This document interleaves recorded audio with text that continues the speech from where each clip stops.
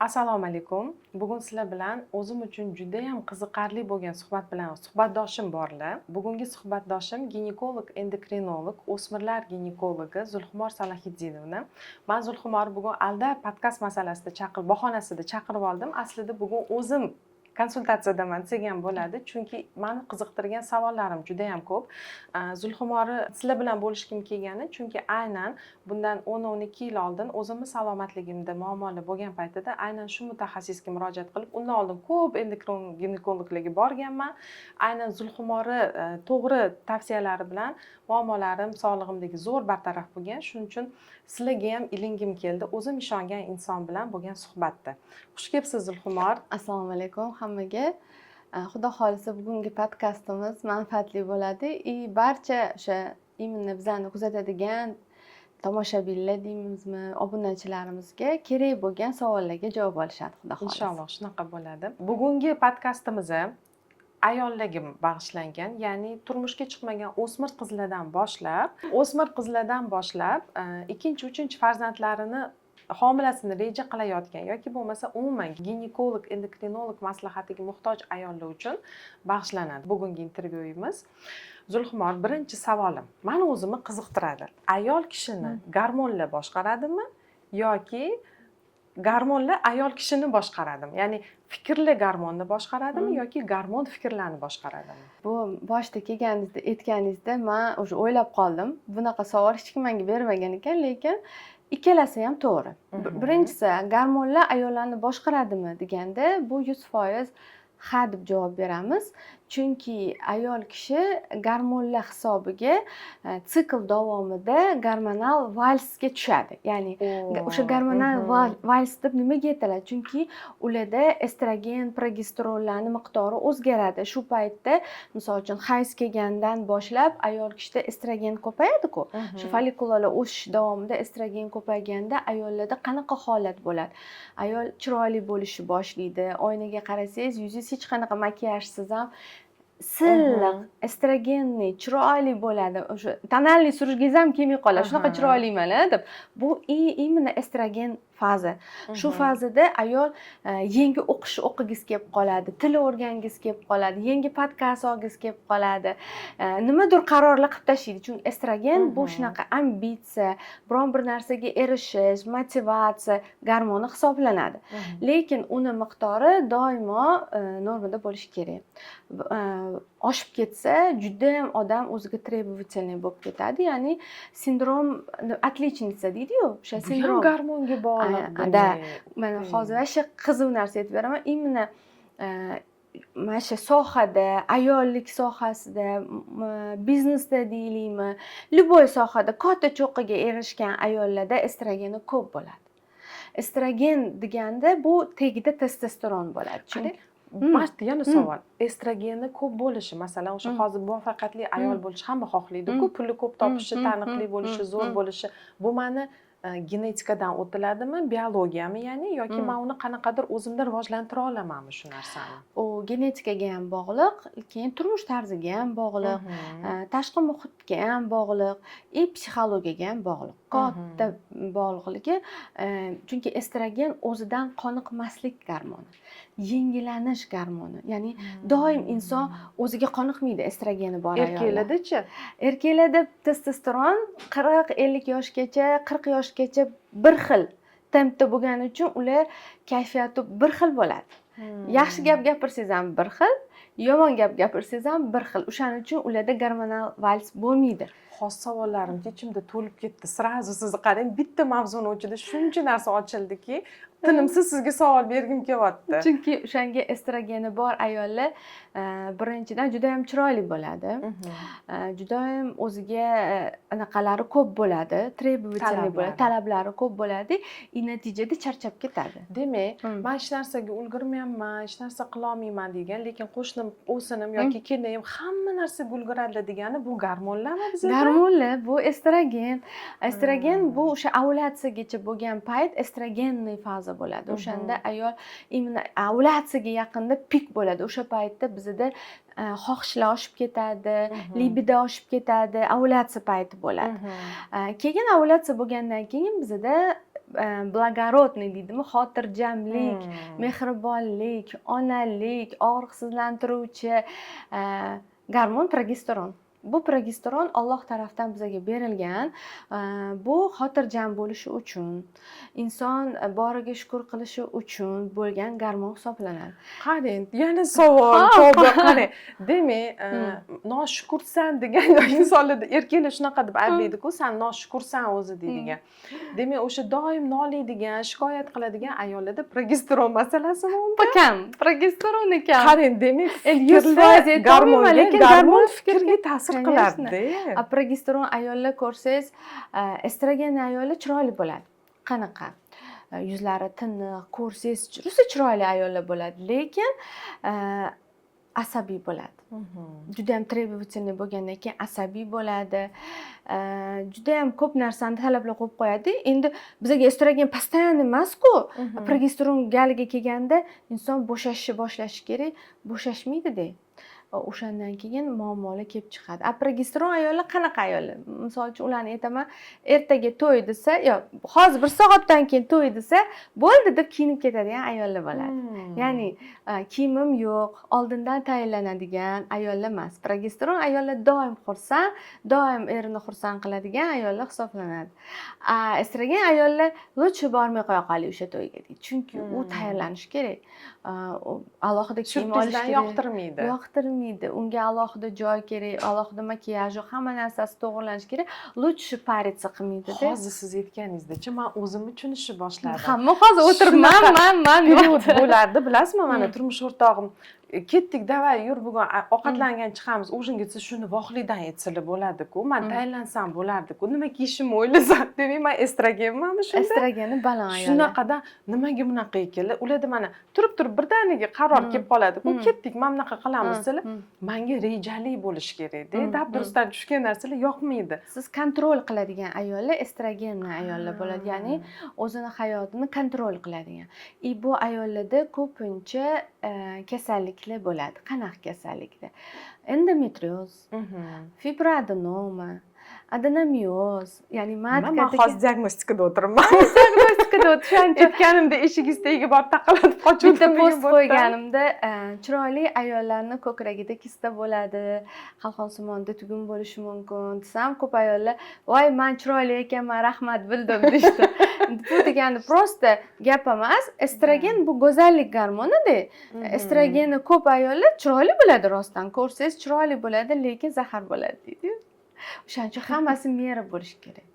Mera bo'lishi kerak. Estrogen ham yetarli bo'lmasa, faqat progesteron bo'lsa ham bo'lmaydi. Chunki shaltoq bo'lib qolishi mumkin. Juda ham o'ziga e'tibor bermaydigan bo'lib qolishi mumkin.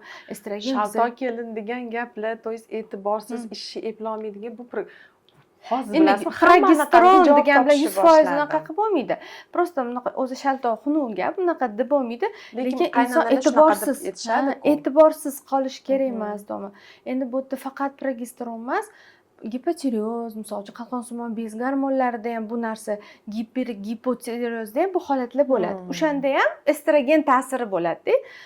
O'sha qalqonsimonni qaysidir turlarida именно shu gormonlar o'ynaydi. Ya'ni misol uchun estrogenni kamaytirib yuboradi, qaysi gipotireoz, gipertireozlar qaysidirdadir progesteron yetishmasligi bo'ladi. Shuning uchun albatta gormonlar ayollarni boshqaradi. Bu birinchi savol.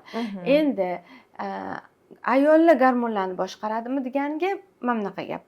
Mana hayz sikli ayol kishini 1 oy oldingi kayfiyatiga bog'liq.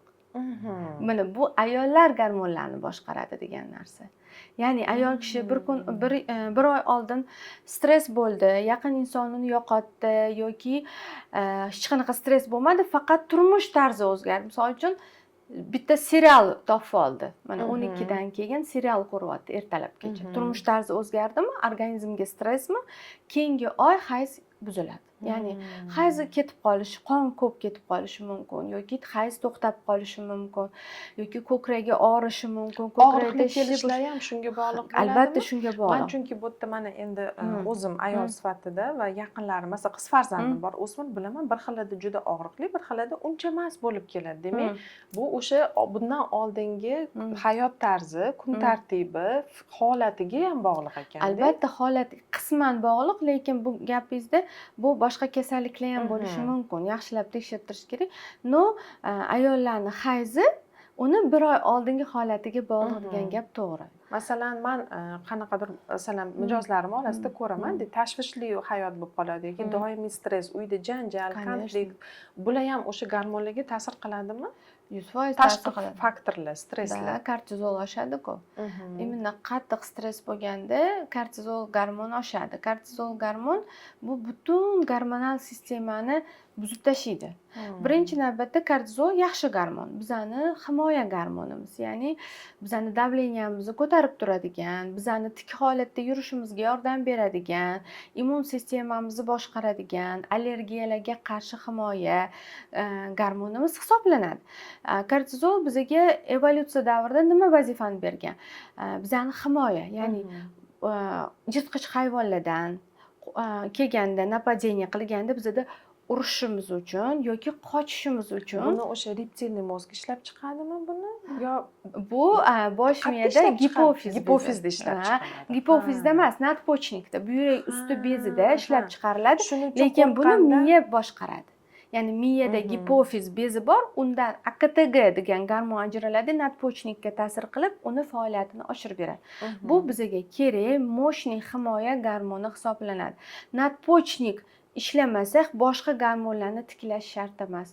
Birinchi bo'lib bir xil holatda avariyaga uchraganda, misol uchun sindrom Shixani deyish mumkin, shunaqa bor, qon yo'qotadi. Miyada birdaniga organizmga qon yo'qotganda, miyada birinchi bo'lib zarar yetadigan joy gipofiz bezi. Bu bizani butun gormonal sistemamizni boshqaradigan kichkinagina bez. Bu bezcha birdaniga o'z faoliyatini yo'qotgandan keyin bizda organizmda, ya'ni gipopituitarizm ham deyiladi, ya'ni birdaniga gipofiz hammasi to'xtaydi.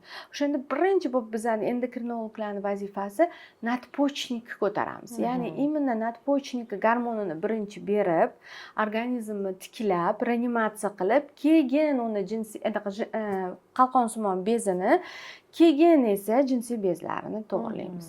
Birinchi nadpochnik bo'lmasa, organizm nolga tushib ketadi, davleniya tushib ketadi. Lekin kortizol oshib ketsa ham zarar. Oshib ketsa zarar. Bu bo'lsa tushundik, demak, men oyoqda tura olmaydigan, ya'ni zaiflash boshlanarkan. Ya'ni aniq ustalost bor, xronический усталость deydi.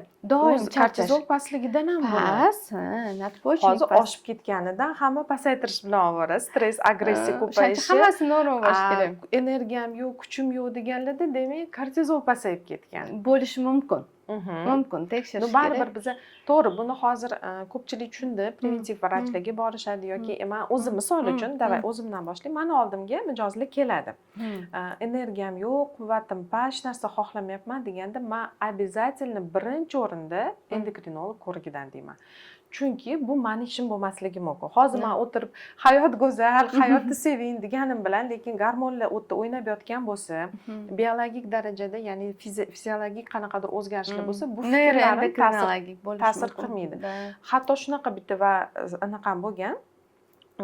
Mijozim kelganlar farzandlari предсуицидальный holatda bo'lgan, ya'ni o'sha xat yozib joniga qasd qilmoqchi bo'lgan holatda o'smir yoshdagi olib kelganlarida birinchi o'rinda aytganman, to'xtang.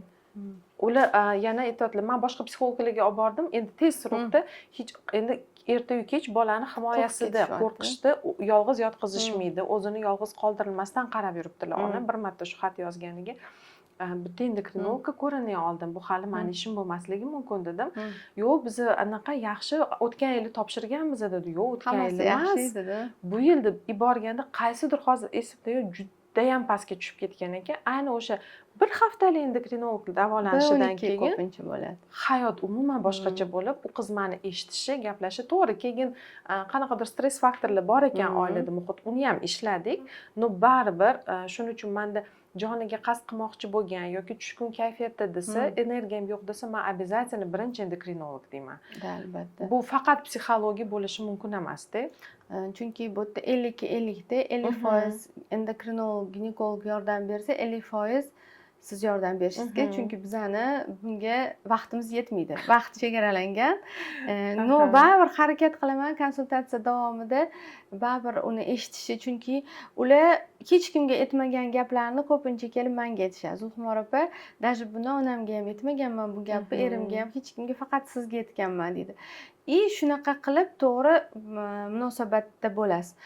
Bekitmasligi, agar unga tushunmasdan, agar ichiga kirmasangiz, конечно, hamma bir bepushtlik tagida ham, ojireniyaning, ya'ni vazn ortishi, ortiqcha vaznni tagida ham ko'pincha psixologik muammo yotadi-da. O'sha nimaligini topmasdan turib lecheniya qilib bo'lmaydi. Agar siz psixologikini topmasangiz, nimadan yeb qo'yapti? Emotsionalniy ovqat yeb qo'yishadi, yo eri yomon bo'ladi, RPP deysiz. Yo bolasida muammo yoki farzandsiz, lekin vazn tashlashga keldim deydi. Biz unda birinchi albatta vaqtim yetmasa psixologga boring deyman.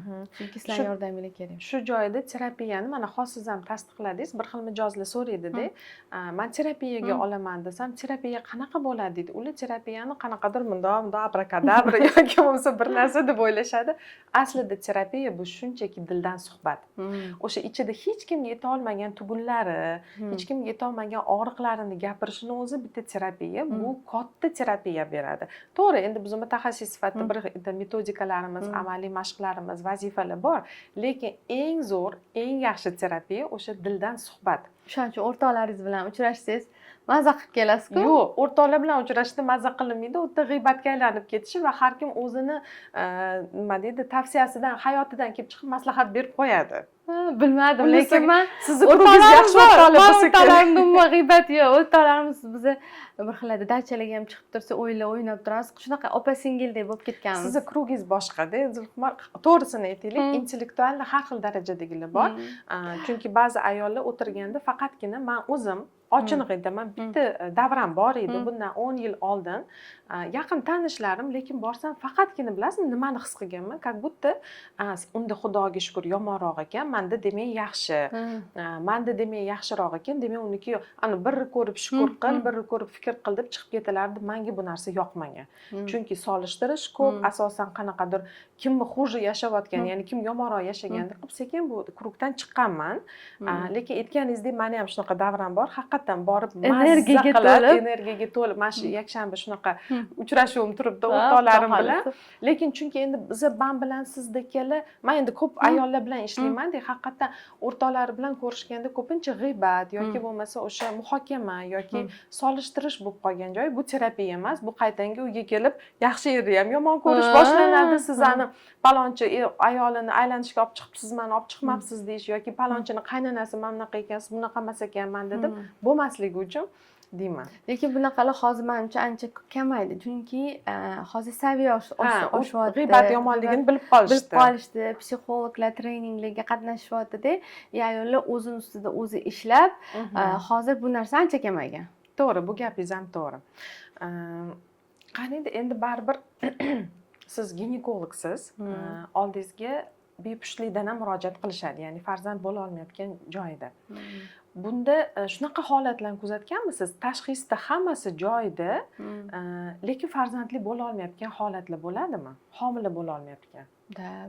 Bu idiopatический бесплодие deyiladi, ya'ni sababi noaniq, sababi yo'q, ya'ni xo'jayinni ham urug' sifatlari, hamma parametrlari to'g'ri.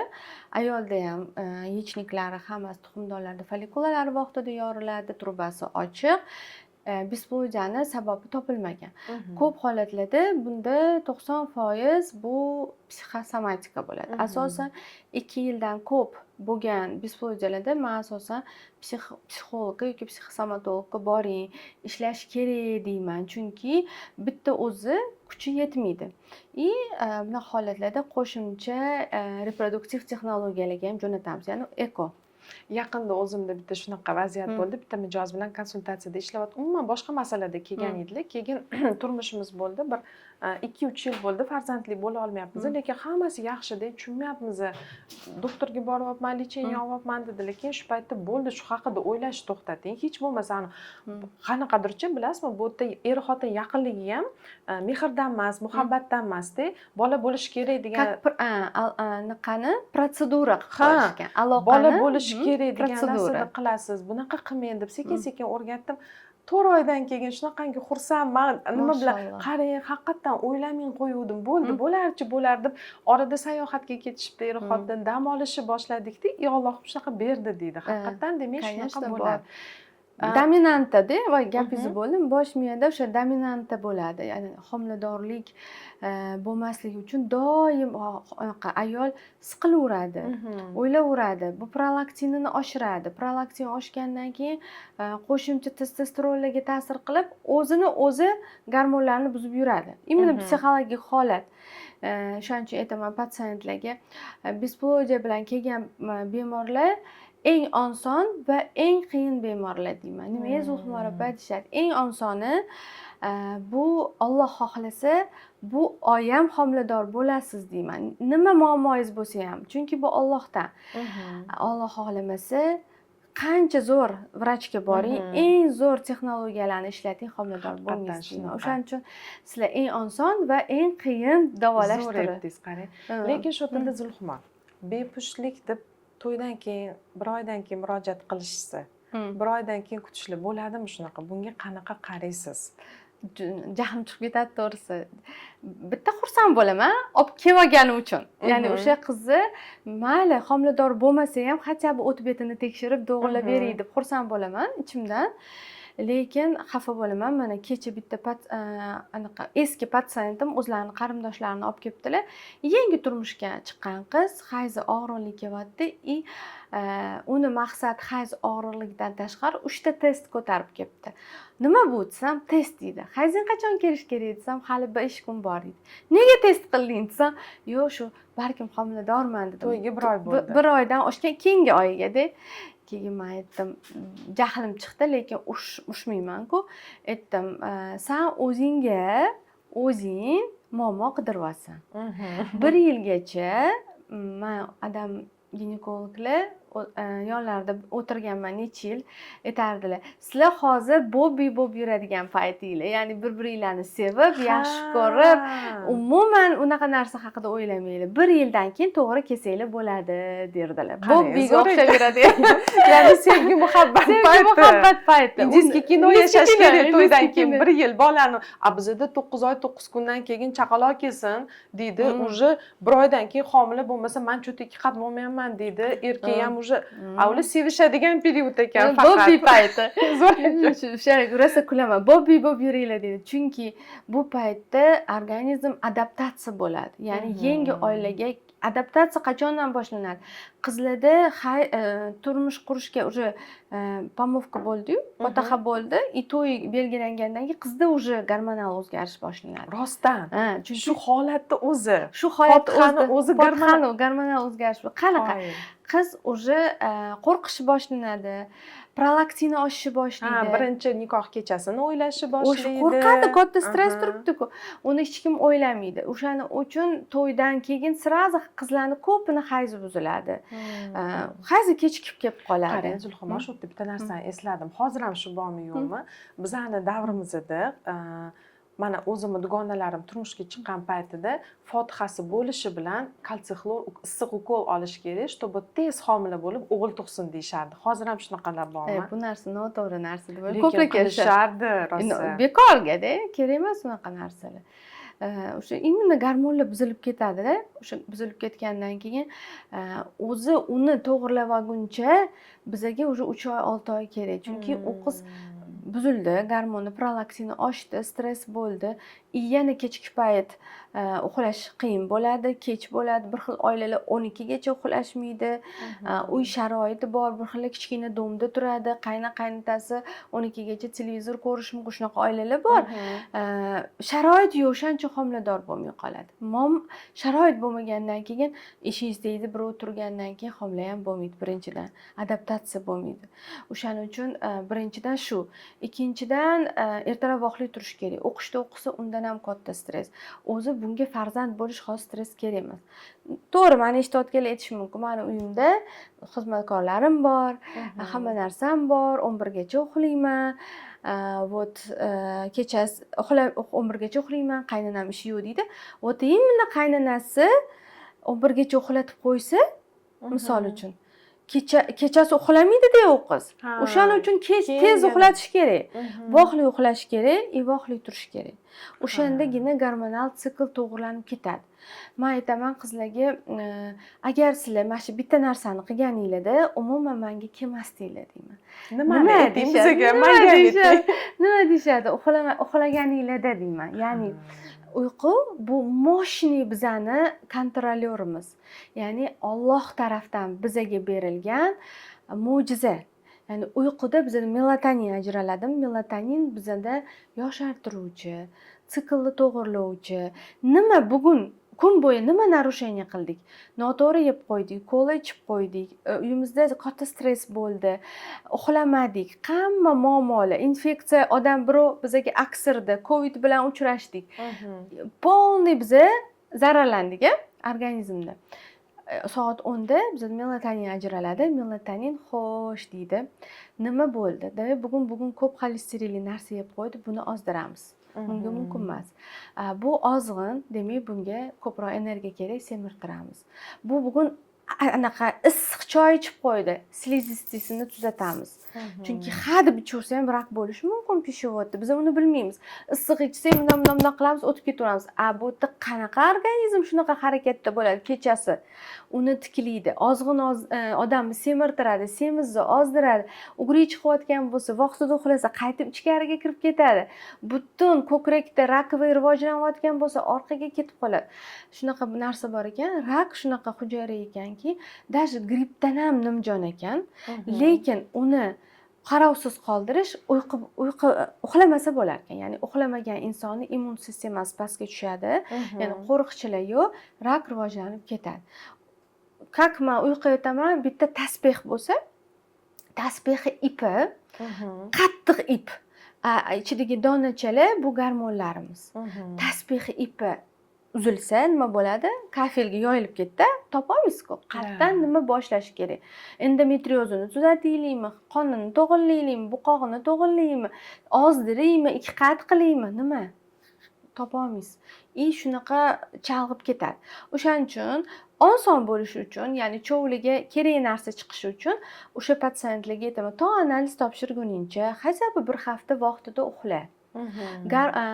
Normal ovqatlan, sport bilan shug'ullanib tur. Keyin topshir deyman. Topshirganda o'sha businkalikdagi bitta ikkita shilingan joyi, ko'chgan joyi ko'rinadi. Ya'ni asosiy muammo chiqib keladi. Agar uxlamasdan topshirsa, gormonlar noto'g'ri, biz noto'g'ri lecheniya qilamiz. O'shaning uchun aytaman, bir yilda bir marta check-up qilib turiladi, конечно, hamma, lekin har oy, har 3 oyda muammo bo'lmaydi agar uxlasa. Hamma aytyapti, hamma har xil aytyapti, lekin asosiy narsa shu. Uyqu normada bo'lsa, bizda uxlamagan insonni baravar 3 ta gormoni o'ynaydi. Birinchisi prolaktin oshadi. Prolaktin bu stress gormon, birinchi o'q ko'krakka. Ya'ni ko'krakka stimulyatsiya qiladi. Ya'ni doim ko'krakka bezovta qiladi. Ko'krak sut yo'llarini ochadi. Xuddi emizikli ayol qanaqa holatga kelsa, xuddi shu holatda beradi prolaktin. Shu insonlarda nima bo'ladi? Xuddi emizikli ayollarga o'xshab hayzi buziladi, kechikadi.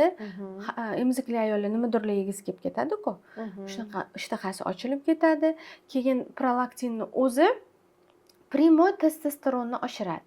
U insonlarning o'zi testosteronni balon emas, lekin prolaktinni uxlamagani uchun testosteron balonmi, yuz yog' bezlari rivojlanib ketyaptimi, yog' bez ko'p ishlab chiqarib, ugrilar boshlanadi. Bog'liqligini. Ya'ni shunaqa bog'liq narsa yuzda ugri paydo bo'lishni boshlaydi. Keyin kosmetologga boradi. Keyin testosteron tekshirtiradi. Testosteron normada bo'ladi. Qarasa, bu oddiy o'sha uyqu prolaktinni balonlik. Undan tashqari baravar bizda kortizol oshadi. Kortizol o'zi bizda kunduzi ertalab bomdodga uyg'otadigan gormon. Ya'ni bizning bitta ko'zimizni ochadi, davleniyamiz ko'taradi, tur deydigan gormon. Bu bizda borib pasayib soat 10da eng pastki nuqtaga tushishi kerak. Shu paytda bizda uyqu bo'ladi. Biz askincha kelib qoladi, bilasizmi? Sal kelib qoladi. O'sha paytda aytaman patsientlarga, shunday yastig'ingni quchoqlagingda 2 soat bo'lsa ham, 3 soat bo'lsa ham uxlab olgin deyman. uxlamadik, sal chalg'idik, telefon o'ynadik, melatonin ishlab chiqarilishi kamayishni boshlaydi. Sraz 11 bo'ldimi? Har doim o'zinglarni tekshirib ko'ringlar. 11 bo'ldimi? Reski bizda energiya paydo bo'ladi. Ya'ni ertaga kerak bo'lgan kortizol bugun bizga yordamga chiqadi. Aytadi organizm, bu yuribdi, yurish uchun buni davleniyasini ko'tarishimiz kerak. Uni tikka holatda yurish uchun kortizolimiz yetmaydi.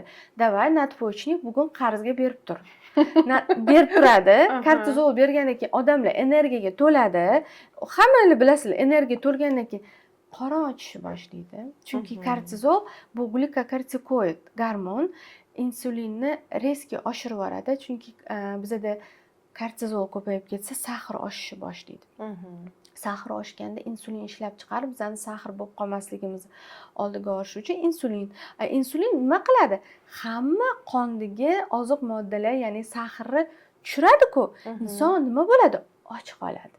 Shunaqa och qoladiki, даже uxlab turib, bitta pechenye yeb uxlaydigan bo'lib qoladi. Shunaqa ochlik u inson to'xtatib bo'lmaydi 11 dan keyin. O'shaning uchun xolodilnik ochiladi, o'shaning uchun shirinlik yegiz keladi, o'shaning uchun uglevod yegiz keladi. O'shaning uchun bolalarimiz kechqurun xolodilnik ochib yurar ekan. 11 bo'ladi, 11 dan keyin. O'shaning uchun dajor deymiz biz. 11 gacha uxlab olish kerak. U ochdimi, kortizol ochdimi? Kortizol bizda mana bu xizmat gormoni-ku, bor ur yoki qoch. Endi biz kech payt hech kimni urmaymiz. Hech kimdan qochmaymiz-ku. Nima qilamiz? O'tiramiz. Shu kortizol bizani qonimizda qolib ketadi. Qolib ketgandan keyin ichimiz ur-tep gormoni bilan qolib ketamiz. O'shaning uchun ertalab turganimizda biz nima bo'lamiz? Kam kortizol bilan turamiz. Chunki kunduzi kam ertalab kech payt ishlatib qo'yilgan-ku. Turish qiyin bo'ladi. Jahl bilan turamiz. Yana o'sha yoqmasdan deb. Jonimga tegib ketdi. Yana shu ishga boramanmi deysiz. Alhamdulillah o'zingiz aytasiz, Xudoga shukr deb turamiz tilda, lekin ichimizda nima deymiz? Jonga tegdi, yana ish, yana shu. Mana shu bizda kortizol. Shunaqa holatda qanaqa chiqiladi? Voqli turib yurish kerak bo'ladi. Yurganda organizmda kortizol miqdori tushadi, insonda kayfiyat yaxshi bo'ladi, keraksiz kortizol tushib ketadi. Endi o'ylaysiz, mana shunaqa yurma, xo'p, hech narsa qilmaydi, asabim bizsa hech narsa qilmaydi. Yillar davomida bizda melatonin yetishmasligi bizda kuchli panический atakalarga olib keladi. Ya'ni kim juda ham qo'rqadigan bo'lib qolsa, uyda sharoiti yaxshi, qo'rqitadigan odam yo'q, stressi yo'q, boyvachcha, hamma sharoiti yaxshi, lekin panический ataka. Nima yetmayapti deysiz, bu yillar davomida 1 soat kam uxlagan. Uyqudan qarz bo'lib qolgan. Qarz bo'lib qolgan. Uyqu prolaktin bu vahima gormoni-da, baribir stress gormoni. Anaqa trevojniy gormon. Nimaga bu? Trevojniy gormon evolyutsiya paytida bizda uylar bo'lmagan.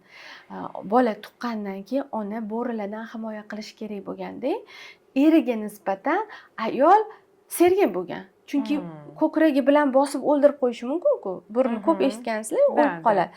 Shunaqa bo'lib qolmasligi uchun ayol kishiga trevojniy gormonni bergan. Prolaktin, balon. Erkaklarda yo'qmi? Erkaklarda bo'ladi, lekin normadan oshib ketsa ayollarga o'xshab qoladi. Emotsionalniy o'zgaradigan bo'lib qoladi. Bor erkaklar yig'laydi, kinolar ko'rsa yig'laydigan bo'lish boshlaydi. Bu ne to?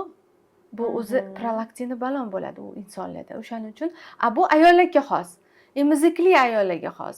Demak, o'sha panический ataka bor inson emizayotgani yo'q, lekin shu holatda qolib ketadi. Prolaktini balon, kortizoli balon, qo'shimcha defisitlari past, ya'ni o'sha ferritin, shitabitka, yana hamma vitaminlar.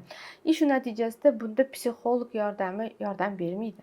O'shaning uchun birinchi bu psixoterapevtlar nima ish qilamiz? Psixotrop berib uxlatadi. 10 kun uxlasang o'zingga kelasan deydi. Nimaga uxlatadi? Chunki o'sha uxlaganda miyada hamma narsa joy-joyiga tushadi. Chunki inson uxlamasa o'lib qolishi mumkin bir hafta. Nimaga? Chunki inson mana shu uyqu paytida miyasi ajrata olmas ekanda, kun qani, tun qani. Menda ham shunaqa mijozlar keladi, ayniqsa panический ataka bilan ko'p murojaat qilishadi. Endi menga qachon kelishadi? Yana aytaman, kelishligidan oldin nevropatolog, kardiolog baribir har ehtimolga qarshi, chunki biz bilmay qolishimiz mumkin. Bu haqiqatan kardiologik muammomi yoki просто panический atakami degan. o'tib ko'rigidan o'tib kelinglar, keyin gaplashamiz deyman va o'shanda ham agarda 3 kundan ortiq уже uxlamayapman desa, men psixotroplarga qarshi, antidepressantlarga qarshi bo'lgan holatimda ham lekin ichish kerak deyman. Chunki hozir chunki уже опасно. Уже bu yoqda xavfli. Keyin qarang, O'zilxumor, hozir siz menga вообще muhim narsani aytdingiz. Kechagina suhbatdoshim bor edilar. Bular tashxisi bor bolalar bilan ishlaydigan reabilitatsion markazda ishlaydilar. Men ulardan tavsiya so'radim. Mana endi bolalar bilan murojaat qilishadi-ku menga, tili kech chiqdi, gapira olmadi, rivojlanishdan ortda qoldi, ishlaysizmi? U yerda ham yana psixologga nimasi bor. Nima qilsak shunaqa bolalar tug'ilmaydi desam, uyqu dedilar. Birinchi o'rinda uyqu. Keyin aytdilarki, mana shu tavsiyani berganimda hamma jahli chiqadi. Nimaga shunaqa narsani qilasiz? Lekin ishoninglar, uyqu deyapti. Hozir siz yana shuni tasdiqlayapsiz. Ya'ni uyqu bu faqatgina sog'lom farzand tug'ish emas, ham o'zimizning sog'lig'imiz uchun, ham sog'lom farzand dunyoga keltirish uchun juda muhim aspekt ekan. O'zi aytadi, dunyodagi eng qimmatli narsalar tekin deb.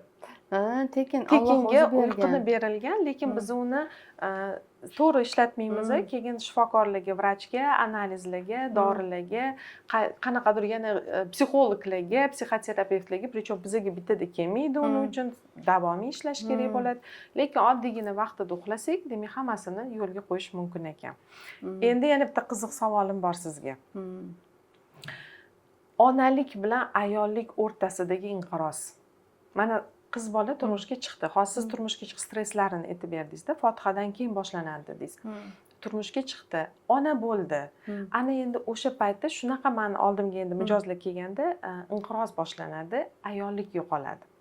Ya'ni libido pasayishi, er-xotin jinsiy aloqasidagi buzilishlar, er-xotin konfliktlari, psixoemotsional holat-ku alohida. Ana bolali bo'lgandan keyin bolasizlik protsessi qoldi. Endi birinchi marta bitta farzandli bo'lishi, ota-onalik rolida yashab ko'rishlik kerak bo'ladi. Lekin shu yerda ayollarning libidosi pasayishi, mijozlarim kelyapti-da, shu inqiroz boshlanadi. Krizis, libido pasaydi, erim bilan chiqisha olmaymiz, yaqinligimiz yo'q, xo'jayinim menga sovuq bo'lib qolgan, men bunaqa bo'lib qolganman. Amma aytaman, bu hozir to'xtang. Bu siz oilangiz buzildi, noto'g'ri odamga turmushga chiqib qo'ydingiz degani emas. Bu shunaqa vaziyat, bundan o'tib olish kerak. O'tib olgandan keyin hammasi tiklanadi desam, qanaqadirchi bilasizmi, ko'zida umid tug'iladi. Ha, bo'ldi. Yaxshi bo'lib ketadimi? Yaxshi bo'ladimi dedi. Обязательно deyman. Faqat to'g'ri mana shu holatdan chiqib olsanglar, yaxshi bo'ladi. Ya'ni bu yerda aytaman ginekolog. Yana endokrinolog, mana emas. Nima tavsiya beramiz? Mayli, men uchun ayting, хотя бы qo'yamizmi yo'qmi o'ylab ko'ramiz mayli. Endi birinchi navbatda poslerodovой depressiya bo'layotgan bo'ladi, birinchi navbatda. Bu narsa bor-a? Конечно, bor. Bu nima uchun bo'ladi? O'sha birinchidan tug'ishdan oldingi dominanta yo'qligi, ya'ni homilador ayol tug'gunicha ishlaydi-ku. Shunaqalarda poslerodovой ko'p bo'ladi. Mana tug'gunicha anaqa men homiladorman, 7 oyda bekorga chiqarishmaydi-yu. O'sha paytda miyada dominanta uyg'onish kerak. Men tug'ruqqa tayyorlanishim kerak. Men tug'ishim kerak degan fikr, butun organizm tug'ruqqa tayyorlanishi kerak. Bizda nima bo'lyapti? Tug'gunga kunigacha o'sha kuni raddomga ketyapti. Mana o'zim ham xuddi shunaqa bo'lganman. O'sha kuni 40 ta patsient ko'rganman. Keyin kechki payt davleniyam 160 ga chiqib больницаga ketganman. 180 preeklamsiya, o'z doktori o'zida bo'ladi. Shunaqa narsalar. Har doim shunaqa bo'ladi. Menda ham ani kuni aytdim, doktor samolyotda men panический atakam bor, fobiyam bor dedim. Hamma, "Iye" dedi, "No, biz ham odammiz, bizda ham qanaqadir bo'lib qoladi." Keyin o'shanga aytaman, imенно miyada homiladorlikka tayyorlanish bo'lmasa, miya chalg'ib ketadi-da, ishlayotgan odam birdaniga tug'ruq rolga o'tolmay qoladi. O'tolmay qoladi. Bu birinchi navbatda.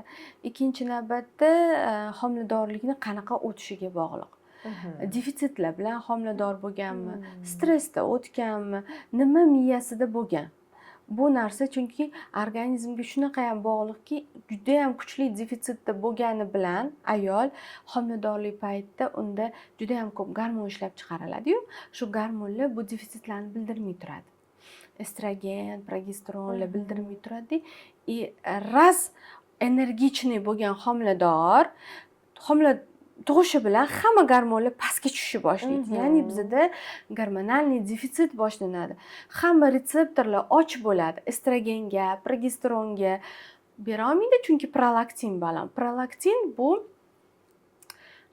женственный gormon emas, u onalik, mehribonlik, zabota gormoni. Bu gormon baland bo'lganda libido tushadi. Bu естественный holat. То есть tabiatan ayol kishi onalik roliga o'tadi, ayolligi pasayadi. Bu paytda insonlar, yaqin insonlarning yordami juda ham muhim bo'ladi. To'g'ri tushunish kerak. Misol uchun biz aytishimiz mumkin, men kecha endi o'qidim, stress qanaqa viloyat qiladi deb oxirgi men Garvard, Kembridj universitetlarida ishlab chiqishgan ekan. Akasida stress bolaga ta'sir qilishi mumkin ekan, onaga agar doimiy bo'lsa. Bu stresssiz odam yo'q-ku, hayot stress, hayot, lekin o'sha stressda yolg'iz qolgan insonlarda bo'lar ekan bu muammo. Keyin men o'qiganimda eshitganmanki, stressni mana shu bizga qo'rqinchli qilib tushuntirishadi-da. Shuning uchun ham bo'ladi, ya'ni shunaqa tadqiqot o'tkazilgan. Bir guruh insonlarni stress sizlarga foydali deb tayyorlashgan. Bitta guruhiga sizlar qaranglar, hozir stress bo'lasizlar, o'zgarish mumkin, lekin ehtiyot bo'linglar, xo'p deb qo'yishganda, xuddi bir xil stress berilganda, bularning reaksiyasi voy biz zo'r o'tdik qaranglar degan, bunisi tushkunlikka tushgan. Ya'ni men shuning uchun aytaman, nima yashayotganimiz emas, qanaqa yashayotganimiz muhim. Ya'ni o'sha stresslar oilada hammada bo'ladi, ro'zg'orda tashvishlar, qaynona bilan kelin chiqishmasligi, er-xotin urushi, lekin agar shuni voy bo'ldi, men stress bo'ldi, meni oilamda tushunishmayapti, men qiynalyapman desa, bu o'zi homilaga ta'sir, hayotga ta'sir, er-xotinlikka ta'sir. Agar bu hayotimning bir qismi, endi shunaqa bo'ladi deydigan fikr o'zi bizdan bunda turmush o'rtoq juda ham katta rol o'ynaydi. Chunki bunaqa holatda ayol sizga tug'ib berdi. Butun organizmi hozir nolda. O'shaning uchun bekor chilla uyinglar. Men juda ham xursand bo'laman. Yana bitta tug'ib yuborgim kelib ketadi o'sha chilla uyiga. Chilla uyi bekorga emas-da. Imенно ayol kishini 40 kuni bekorga emas. 40 kun ichida butun gormonal sistemalari tiklanishi boshlaydi sekin-sekin.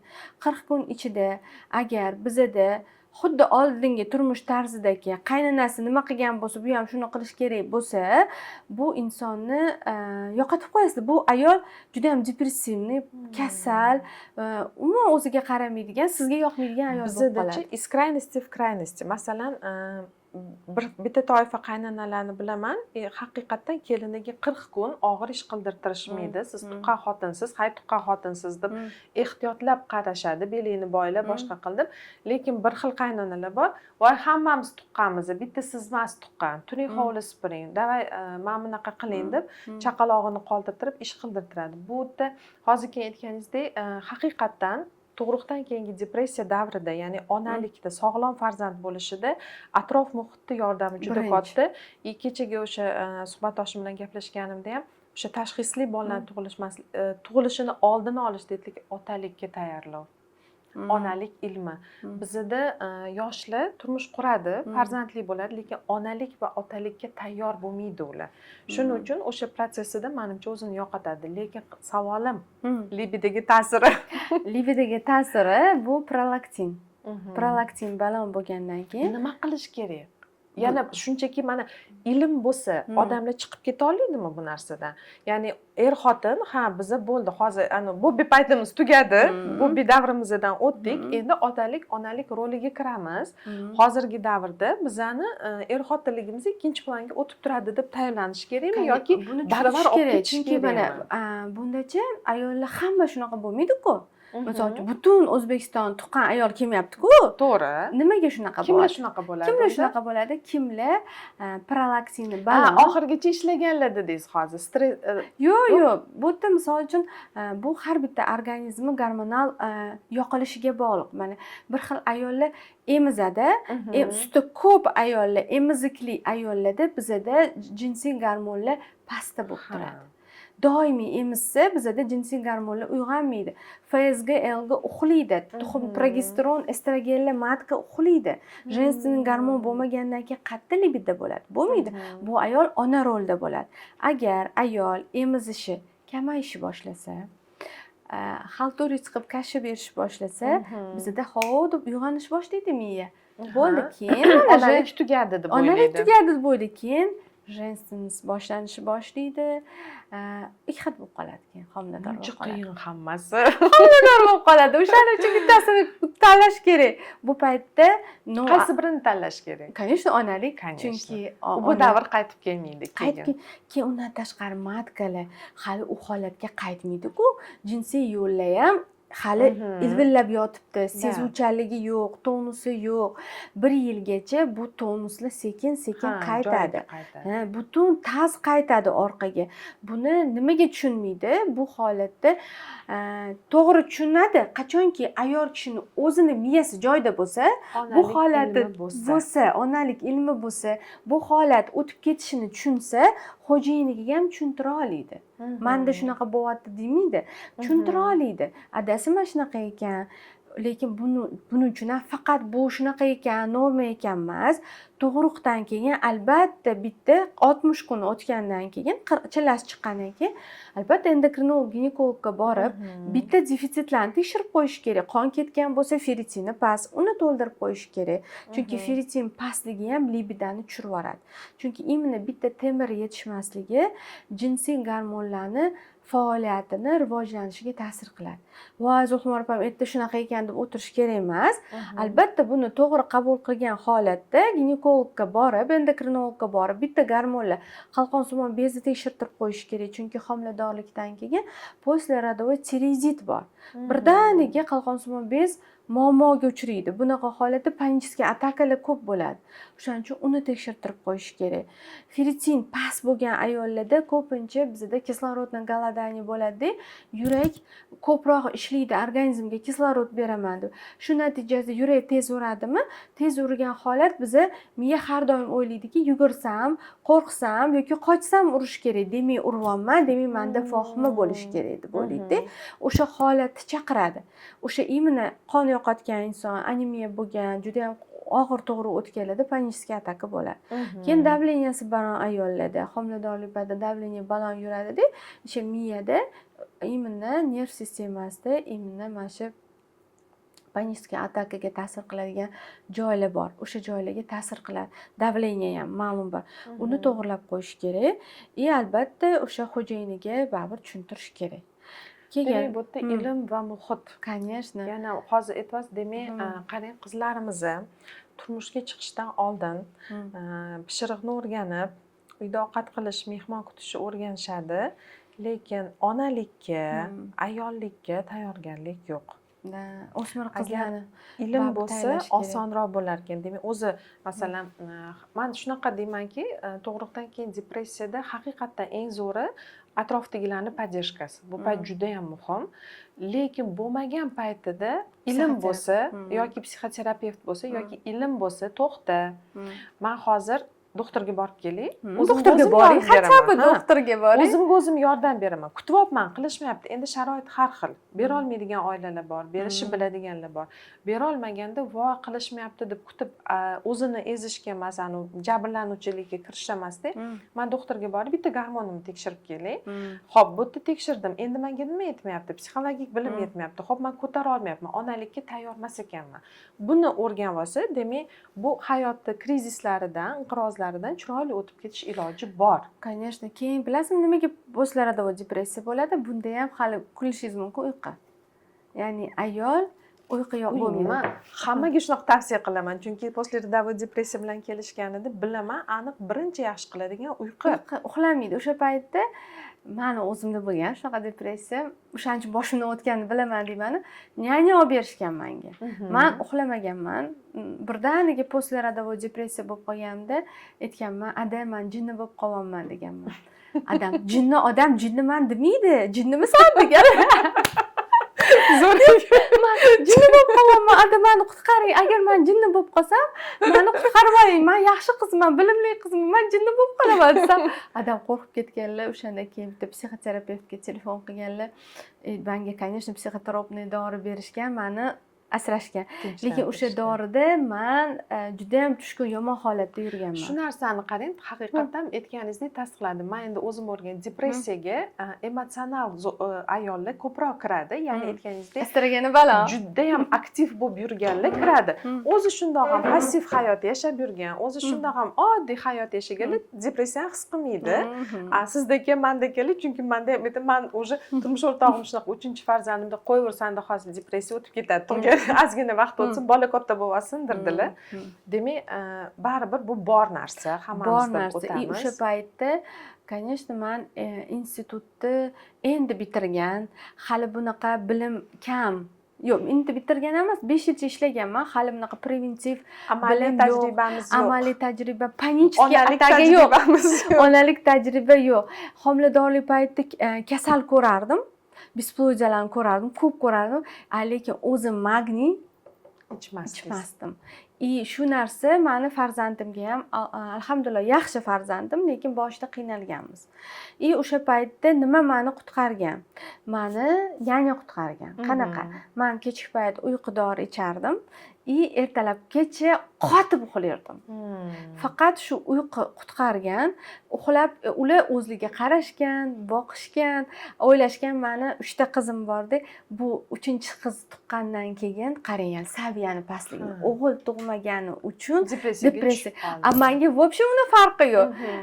Shunaqa deb o'ylashgan ekan, shunaqa gap chiqib ketgan ekan. Men aytaman, yo'q, bu agar sizlar mani o'rnimda o'tib, har bitta farzand qanaqa qiyin bo'lib dunyoga kelishi, qanaqa ko'z yosh bo'lishini bilganinglarda farzandni tanlamasdinglar deyman. Mo'jizaligi. Mo'jiza bu. Ayniqsa siz bepushtliklar bilan ishlagansiz, ishingizni bilaman, chunki juda ham ko'pchilik tanishlarimdan eshitib qolaman. Zulxumor opaga boruvdik, homila bo'ldik deyishadi.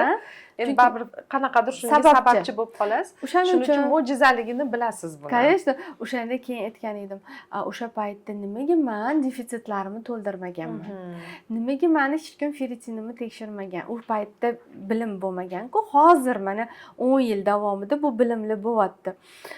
O'shanda lekin hammasi Allohdan, bunaqa bo'lsa, bunaqa bo'ladi degan fikr noto'g'ri deymiz-ku. Zato o'zimni patsientlarimga juda ham yaxshi yordam beryapman. His qilib o'tganingizdan keyin конечно, o'sha ferritinni tekshirtirish kerakligi, uyqu muhimligi, yaqin insonlar yordamchi olib berish kerakligi, hatto onasini uyiga jo'natib yuborish kerak. Qaysidir viloyatda 40 kun onasi olib ketar ekan. Shu ona 40 kun qarab bersa, shunaqa zo'r bo'ladi.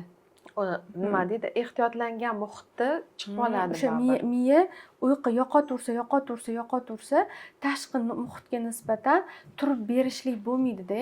Keyin urushlar ko'payadi, janjallar ko'payadi, ajrimga borishadi bolasi 3 oy yoshda. Qarang, hozir endi o'ylab qoldim, bilasizmi? Endi men baribir sohada bo'lganimga ajrimga berganda bola 1 yoshga to'lmaguncha ajratishmaydi. Qabul qilinmaydi ajrim.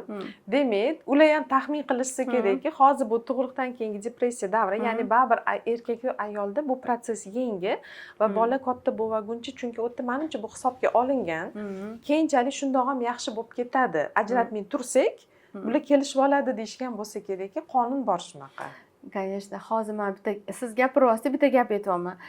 Gormonalniy krizdan o'tarkanda ayollar podrastkovoy paytida, homilador bo'lganda, tuqqanda va klinik davrida.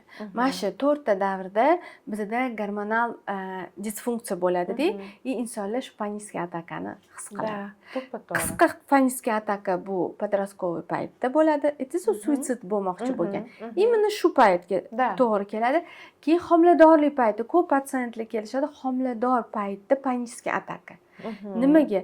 Birdaniga boshqa gormonal sistemaga o'tib qoladi. U paytda toksikoz bo'lishi boshlaydi, uyqu bo'lmaydi. Именно 1 yilgacha homilador bo'lib qolganlarda ko'pincha bo'ladi. Tayyorlanmay, bobinligini yashashmagan. Bo'lmaydi. Foshani yashash kerak. Tekshirishmagan, tayyorlanishmagan. Tug'ruqdan keyin birdaniga hech qaysi gormonlari pastga tushib ketdi. Hamma platsenta bilan hamma gormonal funksiya chiqib ketdi. Chunki platsenta bizda mo'shniy gormon ishlab chiqariladigan endokrinologik organ hisoblanadi. Bu homiladorlik paytida. U platsenta chiqib ketdimi? Bizning gormonal bochkamiz yo'qmi? Inson 0 da. to yana u o'rnidan ko'tarilib chiqquncha mana shunaqa yana bo'ladi. И klimaks paytida ham bo'ladi. O'shaning uchun panический ataka u paytda. Kimda panический ataka kuchli bo'ladi? Именно estrogen ayollarda. Klimaks qiyin o'tadi. Mijozlarim orasida ayni hozir aytyapsiz, to'ppa-to'g'ri hammasi masalan o'sha panический atakada yoshli yo endi homiladan tug'ruqdan keyingi davr keladi yoki bo'lmasam 50 yosh atrofidagi mijozlar. Yana bittasi qolib ketdi. PMS. Kichkinagina. Shuni ham aytib bering. U har oy bo'ladigan. PMS. Oxirgi video chiqardim. Oldingi zamonlarda predmenstrual sindrom diagnozi bo'lmagan. Uchta davlatda именно Angliyada bitta ayolni именно 1966 o'sha yilda yoqib o'ldirishgan. Именно jodugar deb. Именно shu paytda biz jodugarlarga aylanamiz. Именно progesteron va estrogen pastga tushib hayz kelish kerak bo'ladi. Bu joydan urush qidiradigan, ajrashaman degan, har qaysi ajrashaman, hamma uydan ketaman, xunuk bo'lib ketyapman, semiryapman, jodugarga aylanadi. Именно shu paytda bu diagnoz bo'lmagan. Bu diagnoz bo'lmagandan keyin insonlar buning ichiga jin kirib qolgan yoki bu vedma deb yoqib o'ldirishgan ekan. O'sha paytda hozir hech kim yoqib o'ldirmaydi. Hozir meditsina rivojlangan. Bularni bemalol gormonal faoliyat to'g'ri. Lekin masalan hozir ham o'sha PMSligini bilmaydigan ayollar bor. Erini yomon deb o'ylaydigan qaynonasini ma'lum mijozlarim orasida уже endi продвинутый deydimi, yozishadi bunaqa. Konsultatsiyaga bormoqchi edim, cho'ta yana раздражённыйman, lekin menimcha PMS bo'lsam kerak. O'zi o'tib ketsa kerak deydi. Unda bir hafta kuting deydi. Yozmaydi. Yo'q, bo'ldi, bir haftada hayot go'zal yana yaxshi joyga tushib ketgan bo'ladi. Haqiqatdan yana ilmli ayol ko'rdingiz, уже хотя бы biladi. Ha, men shunaqa etapdaman. Hozir gap unda emas, bunda emas, o'zimda, gormonlarimda mana shundan o'tib olaman deyishi o'zi ancha konfliktlarni oldini oladi. Chunki bizning gormonlarimiz bizani anaqa serotoninimizda, anaqa bizani xursandchilik gormonlarimizda, bu estrogen, progesteron bizani tonusda ushlab turadi. Hayz kelishdan oldin homiladorlikka kutadi-ku, homiladorlik bo'lmagandan keyin xafa bo'lib, gormonlar pastga tushib, keyin yangi siklga tayyorlanadi. Shu paytda biz ozgincha klimaksni his qilamiz. 2 kun, 1 kun. Tasavvur qiling, klimaks davrida bu qancha bo'ladi? Qiyin bo'ladi. O'shaning uchun bunaqa davrga yaxshi tayyorlanish uchun mощный arsenal bo'lish kerak, ya'ni defitsitlari to'la bo'lish kerak, gormonal sistemasi yaxshi bo'lish kerak. Bo'lmasa juda ham og'ir holat bo'ladi. Hozir men bilasizmi, ko'z oldimga nima keldi? Bitta oila, qaynona 55 yoshda klimaksda, kelin farzandini tuqqan poslerodовой depressiyada, insight. O'shancha ana uyda janjal, ana o'sha yerda to'polon. Aslida hammasini vaqtida mutaxassislarga murojaat qilinsa, balansda o'tib ketsa bo'ladi. Chunki buni men ham aytaman. Masalan, kelinlar qaynonam miyasi aynigan, mana bunaqa janjal qilaveradilar, yo'q joydan urishadilar, tushunib bo'lmaydi deganda, qaynonangiz necha yoshlar deyman. 70 bo'lsalar, ha bo'ldi deyman. Ruxsat, doktor anaqa 50 bo'lsa, endi ularni ham tushuning, hozir qiyin davr, ular nima qilayotganlarini bilmaydilar. Klimaks davridalar deb. Endi biz ham baribir mutaxassis sifatida bu narsani o'rganganmiz. Oddiy qaranglar deb o'rgataman. Keyin shunaqa bo'ladi, oradan 4-5 oyijon yaxshi bo'lib qoldilar asa hozir deyshadi. Chunki o'sha klimaks davridan o'tib olgan. Ular ham ayniqsa aytaman, ham poslerodовой depressiya, klimaks bir-biri bilan duch kelgan davr eng qiyin payti bo'ladi. Chaqmoq chaqib ketadi. Oilalarda narsalar sinadigan paytda. Mana shunaqa deyman, aytaman, oyijoning hozir sen yon aytadi, meni ko'rolmanglar, meni qizg'ananglar deylar. Men ham oyijoning necha yoshlar deyman. Oyijonim shu 45-50. Bu deyman, gormonal balansi kamayyapti gormon. Tasavvur qil, sen chiroyli turibsan, estrogen deydi, ularda kamayyapti. Конечно, bu paytda zavits boshlanadi. Birinchidan deyman, ikkinchidan ularda e'tibor kerak bo'lgan payt bo'ladi deyman. Misol uchun sen o'zingga o'zing e'tibor berasan, ularga oynaga qarasa, qarish prosesslarini ko'rish boshlaydilar, xafa bo'lishi boshlaydilar. O'sha paytda sen eng zo'r yo'li, misol uchun menga ko'p o'smir qizlar kelishadi, to'ydan oldin Zulxumor opa desa, men unga ozgincha opalik maslahat berib qo'yaman. Qanaqa bering? Hozir shu qizlarga qanaqa maslahat beraman? O'sha paytda ona, birinchidan men qaynonamni как ona deb ko'raman. Inson o'zi qanaqa bo'lsa, tashqi insonlar xuddi shunaqa javob berar ekan. Ona deb qabul qilish kerak. Yo'q, ona emas deb borsanglar, sizlarga ona bo'lmaydilar. Onam bo'ladilar desanglar, ona bo'ladi. undaga ko'proq e'tibor berish kerak. Ozgincha chin dildan qilish kerak. Buni rol o'ynanglar deyotganim yo'q deyman patsientlarga. Oyijon deyman, bittagina qisqa gap. Bugun chiroyli bo'lib ketibsiz. Prosta gap. Kompliment. Bu haqiqatdan xunuk ayolni o'zi yo'q bu dunyoda. Oyijon, bir ham qoshlaringiz chiroyli. Voy, anaqa misol uchun xo'jayinni otini aytib, bir Farhod akam misol uchun xo'jayin, Farhod akam bekorga chiroyli tuxmagan ekan, sizga o'xshaydi qoshlari. Shunaqa deb, oyijon siz nimaga unaqa deyman? Klimaks paytga kelib inson ценностini yo'qotadi. Ya'ni kimligini yo'qotadi. Уже tug'ib bo'lgan, уже chiroyi kam. Bu paytda inson kimgadir kerakligini bilishi kerak. Bu paytda kelinlar juda ham katta rol o'ynaydi. O'sha paytda oyijon, uyda xo'jayin mamma effektini berib qo'ymasligi kerak. Bilmayman psixologiyada qanaqa, men o'zimni anaqa praktika. Oyijon, siz chiroyli anaqa qilasiz. Oyijon, keling bitta choy damladim. Kerak. Mayli, men buni bunaqa qila qoling desa, xafa bo'lish kerak emas. Xo'p deyish kerak. Mayli, o'zinikini qilsa ham, lekin xo'p deyish. Bekorga xo'p deng, nimaga xo'p deyish? O'sha qaynini o'zini ценностini bildirish kerak. Ya'ni o'zini kerakligini u paytda sizlar tushuninglar. Yaxshi gapiringlar. Yomon qaynana bo'lmaydi, yomon kelin bo'lmaydi. Bu shunaqa ikkita krizis bir-birini bilmay qolganda, faqat man deganda bo'ladi. O'sha paytda ozgincha yonib yosib, oyijon, anaqa, oyijonga keyin to'g'ri aytish kerak. Pichin qilish kerak emas. Charchadingizmi? Sraz aytish kerak. Da, hozir. Oyijon, men yomon charchadim-da, oyog'im og'rib ketyapti. Hozir bir soat yotib oling, men turib hamma ishingizni qilib qo'yaman desa kim nimadir deydi. Xuddi shunaqa qarang, menda mijozlarim bo'lgan.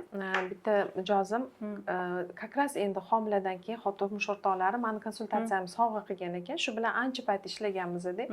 Doim aytadilar, meni hayotimda eng zo'r sovg'a sizni konsultatsiyangiz, ya'ni 10 ta seans olib bergan edilar. Shunda aytadilar, oyijon, anaqa qo'ymaydilar, charchab qolmaydim. To'xtang, qaynanangizchi, odam, ayol, siz bir og'iz bir marta aytib ko'rganmisiz? Oyijon, men charchadim deb. Aytsangiz borib damingizni olib oling deydi. Yo'q, tushunmaydilar deydi. Siz aytib ko'ring, iltimos deganman. Keyin shundan keyin aytganki, qarang, oyijon tushunarkanlar. Haqiqatdan bu bitta mijozim emas. Juda ham ko'p mijozlarimga yana onlayn ishlayman ular bilan. O'rgatganmanki, shuni aytgandan haqiqatan aytsangiz-chi, indamasak, ha mayli borib damingizni olib oling deydilar. O'rgandim albatta kunduz kuni birpasgina dam olib, keyin yana yordam berishdi. Haqiqatan bizda prosta bu narsa gapirilmaydi-da, o'rganilmaganmiz. Da. Keyin mana shunaqa narsalar ham bor. Yangi yosh turmush qurishgandan keyin xo'jayini bo'lib qoladi-da. Oyi bu yerda rol o'ynamay qoladi. Yo'q, ikki xil bo'ladi. Inagda ikkita xo'jayin, inagda oyi faqat xo'jayini yo'q bo'lib qoladi. Men ko'p boshqa protsesslarni aytyapmanki, qanaqa muammo chiqib kelishi mumkin. Juda ham yaxshi qaynana bo'lishi mumkin-da. Juda ham yaxshi er bo'lishi mumkin, lekin erlar ko'pincha men aytganimni qilasan, men aytsam qilasan deyishadi. To'g'ri, lekin bu yerda onaning ham roli bor. Misol uchun, примерно qatgadir ketyapman. Dilnoz misol uchun kiyinib turib, ovqatlanishga olib boraman. Kelinlar hozir nima bo'lishyapti? Bu yangi tendensiyani aytib beryapman. Nima qilishyapti? Kiyinib tushyapti. Oyijon, biz ketyapmiz. Oyijon shokda. Hozir mantiq qilishyapti.